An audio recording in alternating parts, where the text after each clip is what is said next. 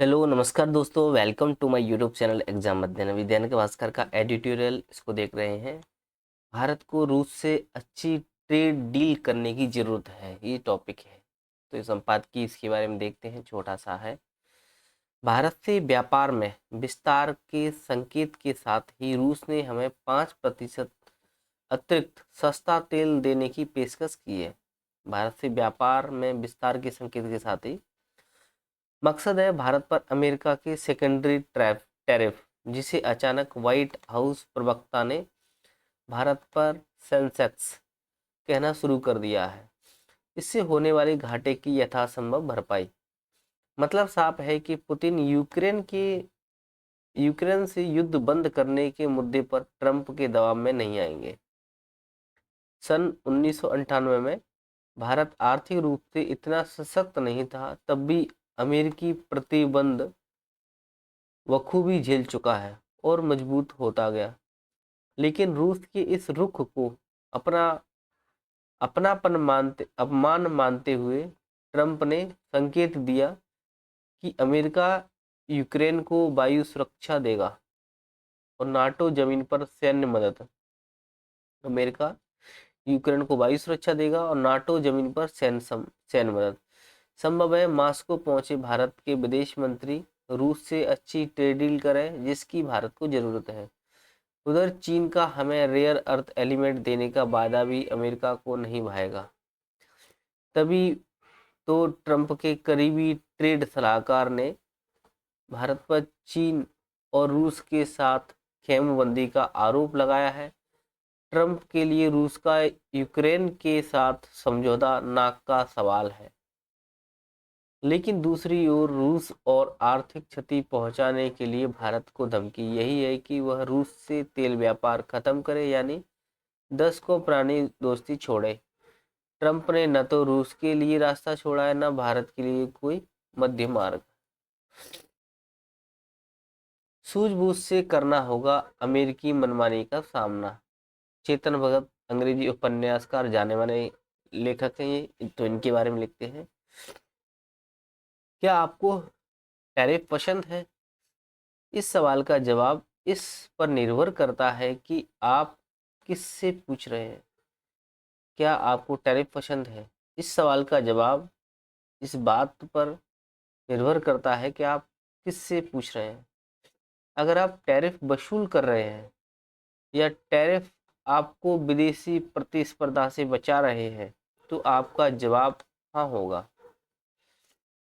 लेकिन अगर आप टैरिफ चुका रहे हैं या आपको गैर प्रतिस्पर्धी बनाते हैं ये आपको, तो आपका जवाब निश्चित रूप से नहीं होगा। बेशक अगर आप एक ऐसे देश हैं जिस पर अपने सबसे बड़े बाजार में होने वाले ज़्यादातर निर्यातों पर अचानक 50% टैरिफ लगा दिया जाए, तो ये आपके लिए सुखद अनुभव नहीं होगा। लेकिन भारत के साथ ठीक यही हुआ। फार्मा और टेक को छोड़कर अमेरिका को होने वाले लगभग सभी भारतीय निर्यात अब 50% टैरिफ के अधीन है। अनुमान बताते हैं कि इससे अमेरिका को होने वाले 60 से 70 अरब डॉलर की भारतीय निर्यात पर असर पड़ेगा, जो भारत की जीडीपी का लगभग 2 से 2.5% है। अगर टैरिफ लागू रहे तो इनमें से कई निर्यात प्रतिस्पर्धी नहीं रह जाएंगे। इससे न केवल निर्यात के आंकड़ों में भारी गिरावट आएगी, बल्कि जीडीपी वृद्धि भी कमजोर होगी। कमड़ा कपड़ा, चमड़ा, रत्न आभूषण, झींगा संबंधित उद्योगों पर विशेष रूप से भारी असर पड़ेगा। पहले ही तंग मार्जिन पर चल रहे उद्योग 50% टैरिफ का सामना नहीं कर पाएंगे, क्योंकि ये अत्यधिक श्रम प्रधान है। इसलिए लाखों भारतीय नौकरियां खतरे में आ जाएंगी। ऐसे में हम क्या कर सकते हैं या हमें क्या करना चाहिए, कुछ बिंदु देखें। हम इन टैरिफ को फिलहाल स्थगित करने की मांग कर सकते हैं, क्योंकि ये टैरिफ हम पर अचानक और अप्रत्याशित रूप से लगाए गए हैं।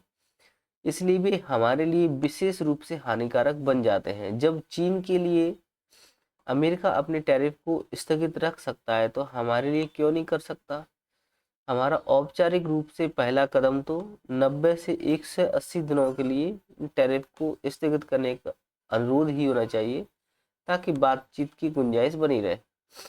हमें अमेरिकी उत्पादों पर भारतीय टैरिफों की भी समीक्षा करनी चाहिए।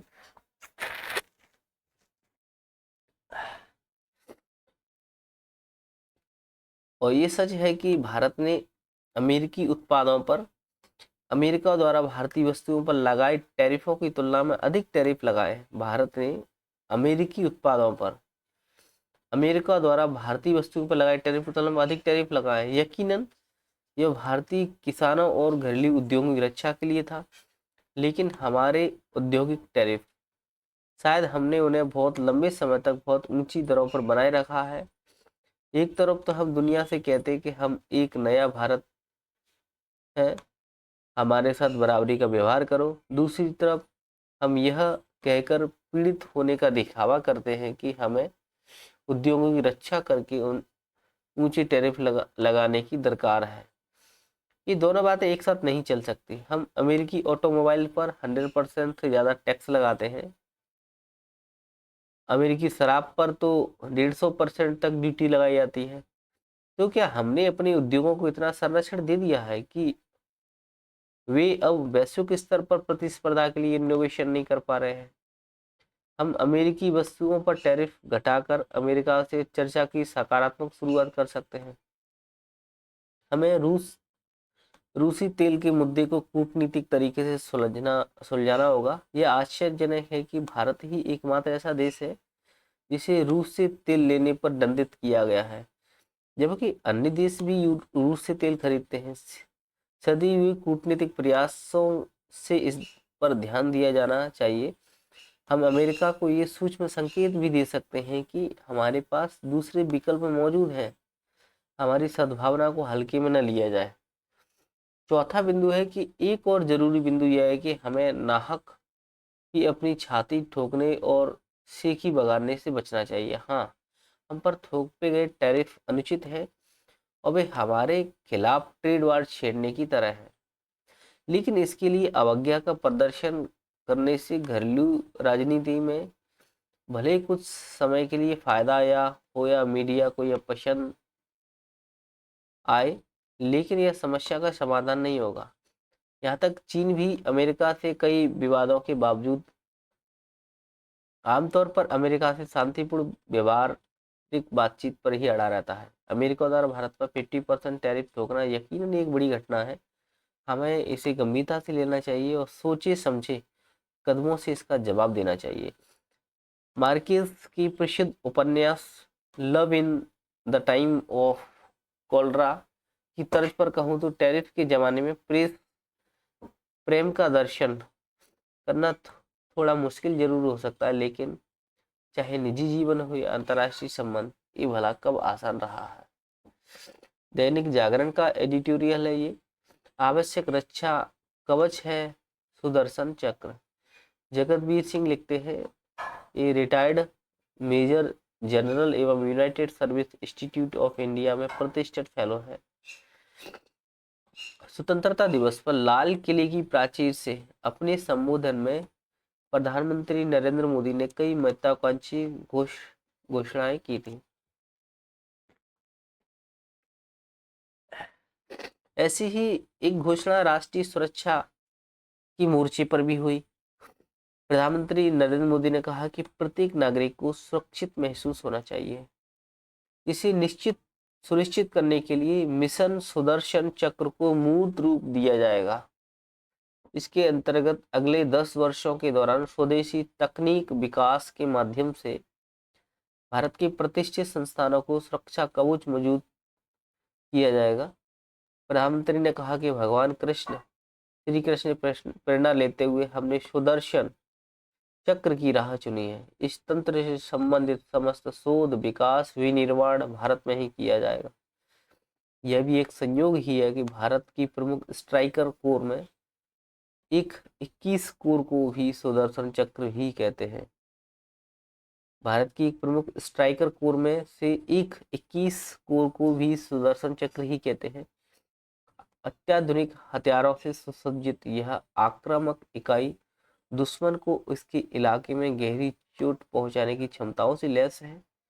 पिछले कुछ समय में वैश्विक सुरक्षा सामरिक परिदृश्य बहुत तेजी से बदला है, निरंतर परिवर्तनों से गुजर रहा है।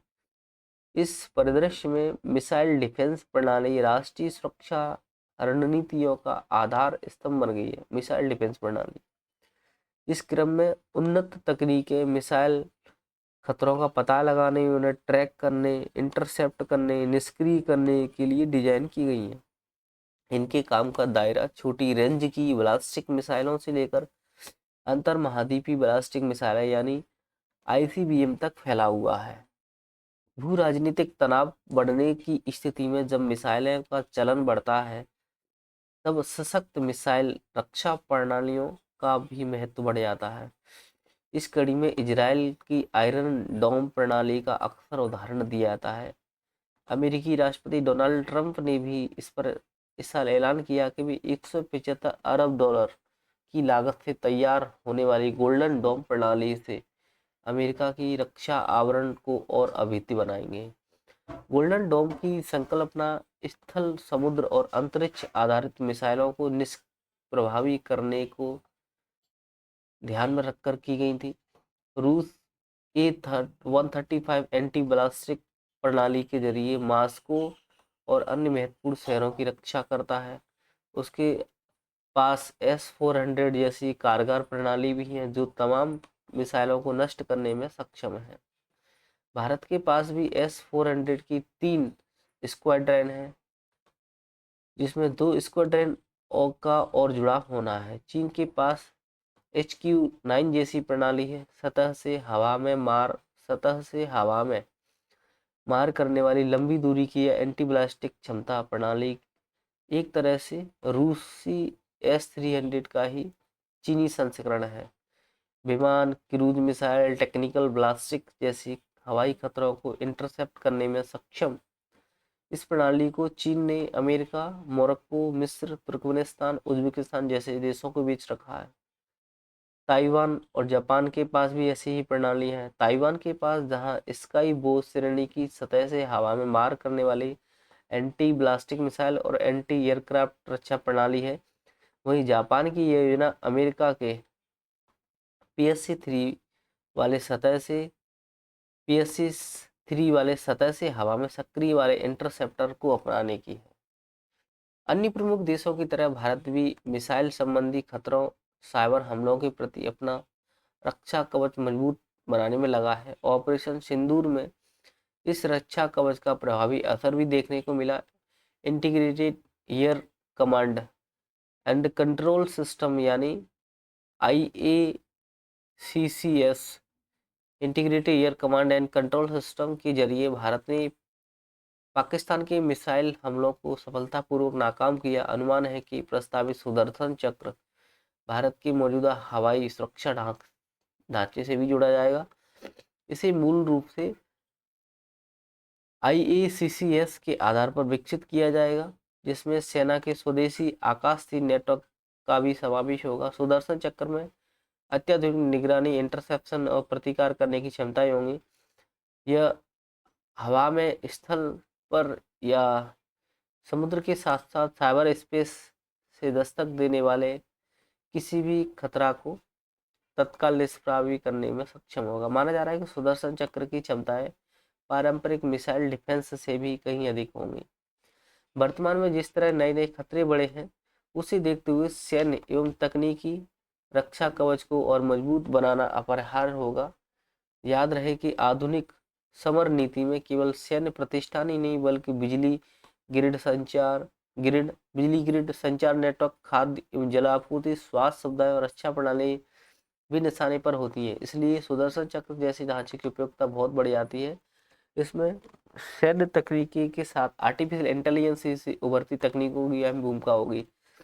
वैसे तो मिशन सुदर्शन चक्र की रूपरेखा अभी पूरी तरह से सामने नहीं आई है, पर इसमें भारत की प्रतिष्ठित अनुसंधान इकाइयां, रक्षा प्रतिष्ठानों और निजी क्षेत्र की सहभागिता सक्रियता दिखाने को मिलेगी। यह आकाश S-400 QR SAM जैसी मौजूदा प्रणालियों के साथ साथ लेजर आधारित इंटरसेप्टर जैसे भविष्य की ताकत से संचालित होकर एक संयुक्त रक्षा प्रणाली की भूमिका निभाएगा।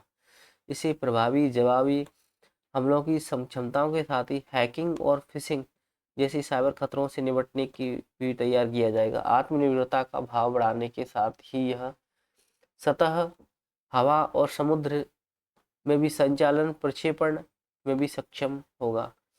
इसका पुनः उपयोग भी किया जा सकेगा। इसका नियंत्रण भी chief of defence staff CDS के माध्यम से होगा। इसमें कोई संदेश नहीं है कि जब सुदर्शन चक्र नाम रक्षा प्रणाली प्रभाव में आएगी तो हमारे सामरिक ढांचे का प्रमुख स्तंभ बनेगी। एक निरंतर जटिल होते सुरक्षा परिदृश्य में आधुनिक तकनीकों के जुड़ाव से उभरते हुए खतरों से निजात दिलाने में यह प्रणाली अहम भूमिका निभाकर ही अपनी उपयुक्तता साबित करेगी। अगला बिजनेस स्टैंडर्ड का ये लेख है, सहमति जरूरी। तो देश में विनिर्माण क्षेत्र की वृद्धि में भूमि सर्वाधिक अहम और विवादास्पद कारक है। देश में भूमि अधिग्रहण की प्रक्रिया अक्सर धीमी और महंगी होती है। प्राधिकार की बहुतायत, भू अभिलेखों का बिखराव, स्टाम्प शुल्क की असंगत दरें और स्वामित्व में अस्पष्टता आदि ऐसी समस्याएं जो देरी और कानूनी विवादों की वजह बनती हैं। इससे निवेशक हतोत्साहित होते हैं। कंपनियों के लिए बाधाएं परियोजना लागत में इजाफे और धन जुटाने को मुश्किल बनाने का कारण बनती है।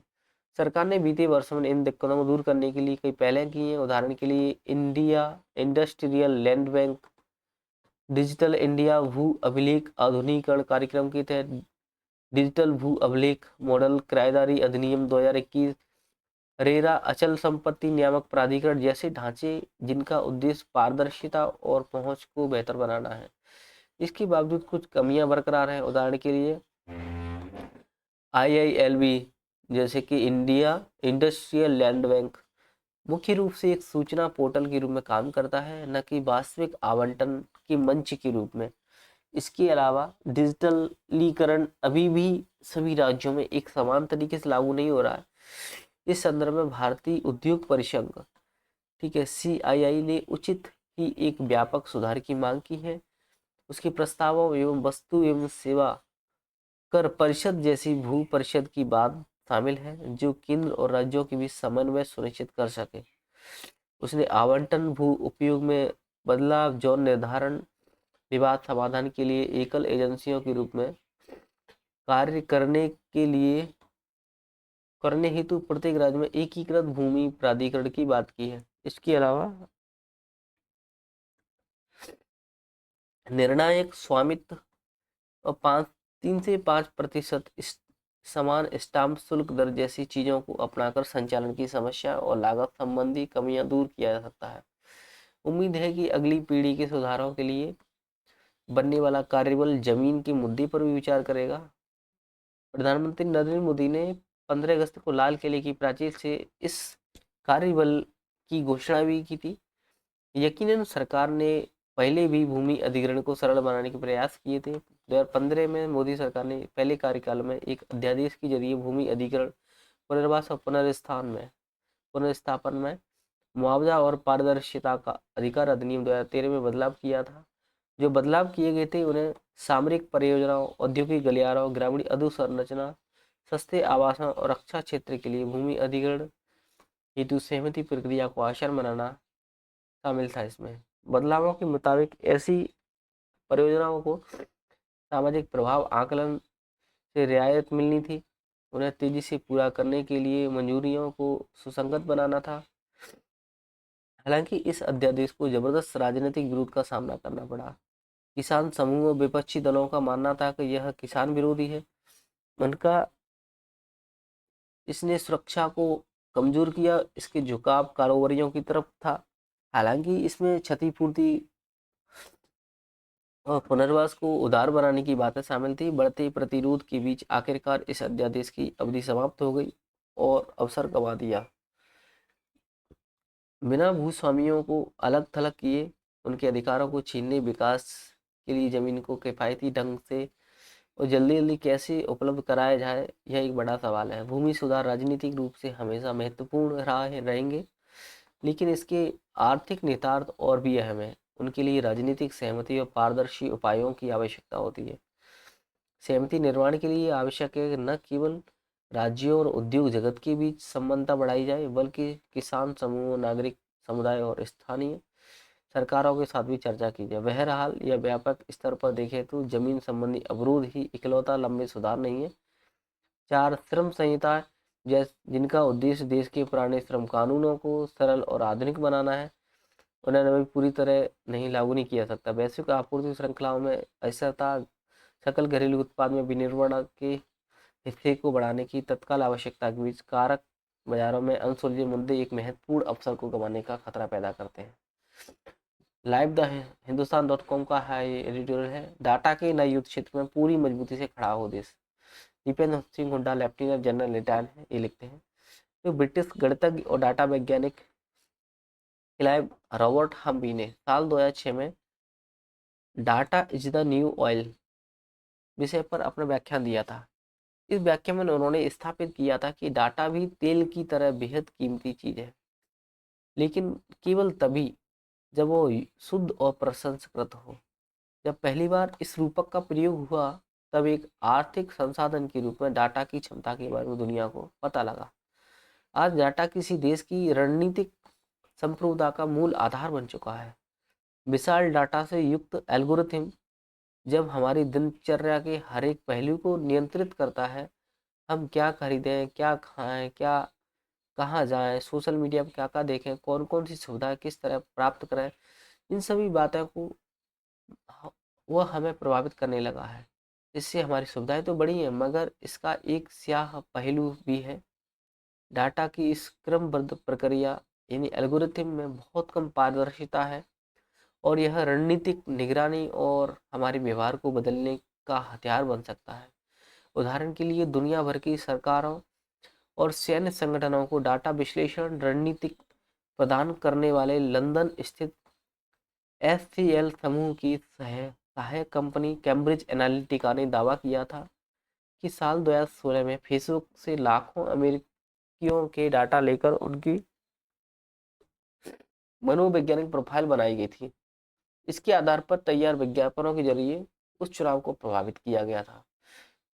जब कृत्रिम बुद्धिमत्ता यानी आर्टिफिशियल इंटेलिजेंस ने डाटा से उत्पन्न होने वाले जोखिमों को और बढ़ा दिया, इससे डाटा कॉलोनाइजेशन यानी डाटा उपनिवेश बनने का खतरा पैदा हो गए। डाटा कॉलोनाइजेशन का दुष्प्रभाव उन देशों पर भी अधिक पड़ेगा जो देश अपने नागरिकों के बायोमेट्रिक रिकॉर्ड, स्वास्थ्य डाटा और रहन सहन की जानकारी विदेशी कंपनियों को देते हैं। ये कंपनियां सूचनाओं के आधार पर एआई तंत्र का निर्माण करती हैं, हालांकि वे इससे प्राप्त नतीजों को सार्वजनिक नहीं करती हैं, मगर यह तो औपनिवेशिक युग के उपनिवेशों के प्राकृतिक संसाधनों के दोहन और शोषण जैसी बात हुई। इसका हाल ही इसका हल यही है कि डाटा पर पूर्ण नियंत्रण रखा जाए।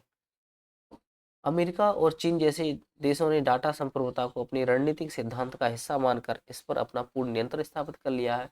जहाँ तक भारत की बात है, कुल वैश्विक डाटा का लगभग 20% पैदा तो डाटा करता है, मगर इसके बाद डाटा संरक्षण क्षमता केवल 3% लाई की है। इसलिए दूसरे देशों के डिजिटल डाटे पर निर्भर है। आधार और कोविन से लेकर के डी यात्रा और यूपीआई तक भारत ने सार्वजनिक प्लेटफॉर्म बनाने की में अच्छी खासी प्रगति की है, पर अधिकांश भारतीय संस्थाएं और स्टार्टअप अभी भी विदेशी क्लाउड प्रदाताओं के जरिए डाटा संग्रहित और संसाधित करती है। भले ही उनके सर्वर भारत में हो, पर उनका क्षेत्र अधिकार नियंत्रण इनके निगमों के मूल उद्देश्यों के पास ही है। इस वैधानिक खामी के कारण ही देश की राष्ट्रीय सुरक्षा खतरे पर है। दूसरे देशों के साथ संवेदनशील डाटा जाने से कई खतरे हैं। विरोधी देश खास मुद्दे पर सूचनाओं में हेरफेर कर संबंधित देश का सामाजिक सामंजस्य बिगाड़ सकते हैं। भारत जैसे देश तो आसानी से इसकी चपेट में आ सकते हैं। इसलिए हमें डेटा को सिर्फ आर्थिक संसाधन के रूप में देखने की बजाय राष्ट्रीय संपत्ति और रणनीतिक स्वायत्त के स्तंभ के रूप में देखना होगा। महत्वपूर्ण बुनियादी संरचना सूचना रखने वाले क्लाउड सिस्टम भारतीय कानून के अधीन होना चाहिए, न कि विदेशी कानूनों के। ऐसे मामलों में विदेशों पर निर्भर रहने वाले भारत की डिजिटल उपनिवेश बनने का खतरा बढ़ा है। भारत के इस वास्तविक खतरे से निपटने की खातिर सूचना युद्ध के लिए एक व्यवस्थित रणनीति बनानी होगी। आज की दुनिया में डाटा नया युद्ध क्षेत्र है। इस पर नियंत्रण से ही राष्ट्र के भविष्य के बारे में कुछ कहा जा सकता है। भारत के लिए डाटा संप्रभुता कायम करना केवल तकनीकी चुनौती नहीं बल्कि रणनीतिक अनिवार्यता है। तो इस प्रकार से बहुत ही शानदार एडिटोरियल हमने आज इस डिस्कस में कंप्लीट किए हैं। Thank you. जय हिंद, जय भारत।